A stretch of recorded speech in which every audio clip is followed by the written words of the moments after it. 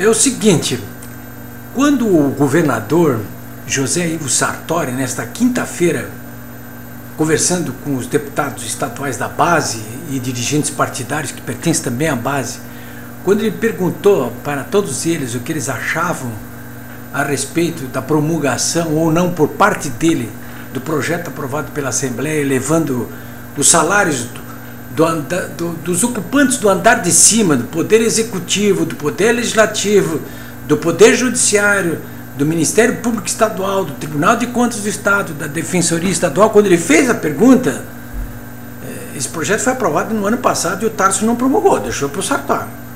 Quando ele fez essa pergunta, porque ele estava em dúvida. Na semana passada, algumas pessoas que hoje estão no governo e que conversavam comigo a respeito desse mesmo questionamento do Sartori, eu lhes disse o seguinte: olha, o Sartori não deveria promulgar isso agora, ele não deveria promulgar, ou ele espera ou deixa o presidente da Assembleia promulgar, mas ele não deveria promulgar, porque no momento em que ele está fazendo um apelo pela contenção de gastos, em que ele anuncia cortes de pagamento para os pequenos fornecedores do Estado, na hora em que ele pede sacrifícios, inclusive para os outros poderes, aumentar o seu próprio salário, aumentar o salário do vice-governador, dos secretários de Estado, dos desembargadores, dos juízes, dos procuradores, dos promotores, dos conselheiros do Tribunal de Contas do Estado, dos defensores públicos. Quer dizer, no momento em que aumentos, alguns até de 60%, né? No momento em que ele faz isso, perde a autoridade para exigir ou pedir sacrifício dos outros. É uma questão de timing apenas, né?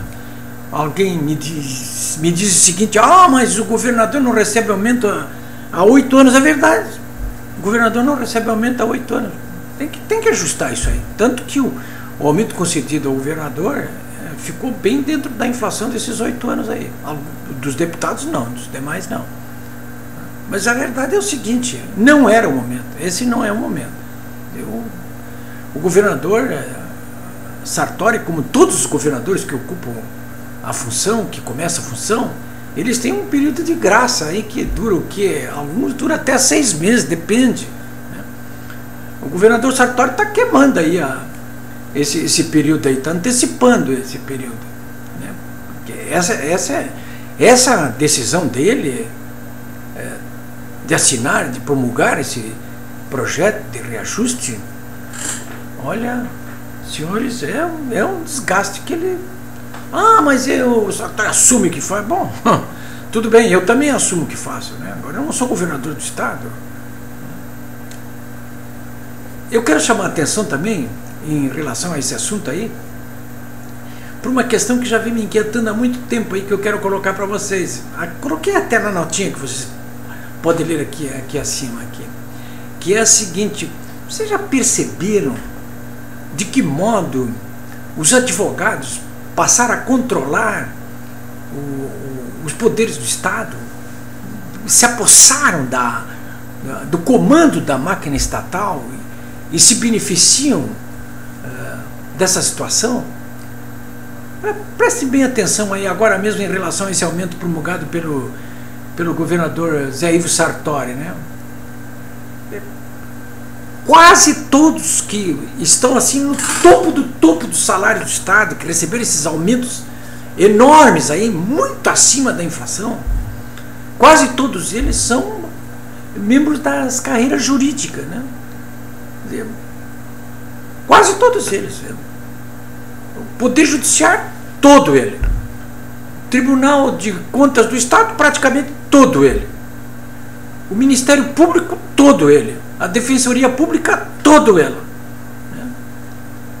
O governo do Estado e a Assembleia Legislativa não, porque o governo do Estado e o Legislativo dependem do voto popular. Mas se vocês forem verificar ali quem é que por trás desses dois poderes manejam os cordões, vão encontrar ali o quê? Os advogados. Aonde? Na Casa Civil, do governo do Estado, na Procuradoria-Geral do Estado, né?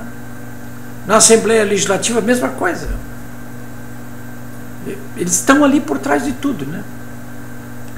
Eu até, olha, quem está falando aqui é um advogado, hein? Minha inscrição na Ordem dos Advogados do Brasil é 84, 81, e estou pagando em dia. E trabalho como advogado em várias causas, todas minhas, tudo por crime de opinião, tudo processo movido pelo PT contra mim. Mas sou advogado, sim, sei o que estou fazendo, sei o que estou falando também.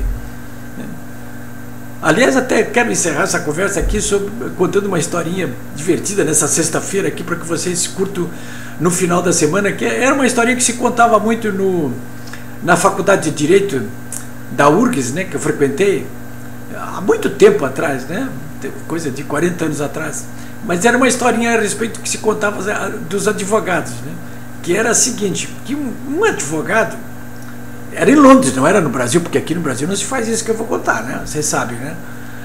Um advogado lá em Londres passou a banca para o filho e disse, olha, você está aqui com toda essa carteira de clientes. Tem gente que diz que advogado quer carteira de clientes, não quer atender, né? Não quer resolver problemas. Bom, e aí o filho pegou e, tá, tudo bem, pai, eu vou tocar isso aqui. O pai voltou lá, o velho pai, um ano depois, e aí, como é que estão as casas? E o filho olhou para ele e disse, pô, pai, você se lembra daquele caso, daquela velhinha, que você ficou 30 anos lá e não conseguia resolver o problema dela, coitada? Pois eu resolvi em menos de 2 meses.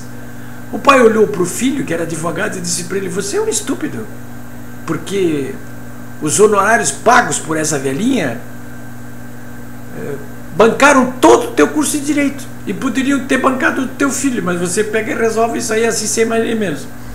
Essa é história, senhor, né? Uma história, pelo menos, mais edificante do que aqui costumava contar um catedrático no meu 4º ano de Faculdade de Direito em Porto Alegre, porque ali perto da faculdade, na época, na Praça do Portão, era o quartel da PE, não é mais agora, né? Aquele viaduto ali em cima da Salgado Filho. Ali era a Polícia do Exército. Eu estive preso ali, e algemado, né?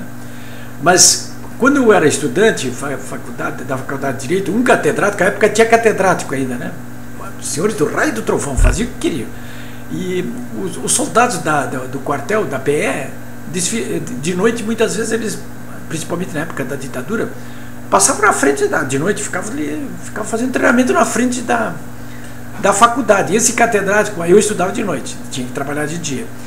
E ele dizia então para os alunos, fecha as portas, janela. E os alunos não conseguiam entender, até que um dia ele se explicou e disse o seguinte, olha aqui, vocês já imaginaram, um deles passa aqui pela frente, entra aqui e vai acabar se graduando em Direito, porque se vocês podem, por que eles não podem? Isso é brincadeira, né? É só para alegrar um pouquinho o final de semana aí. Um bom fim de semana para todos aí, eu volto na semana que vem.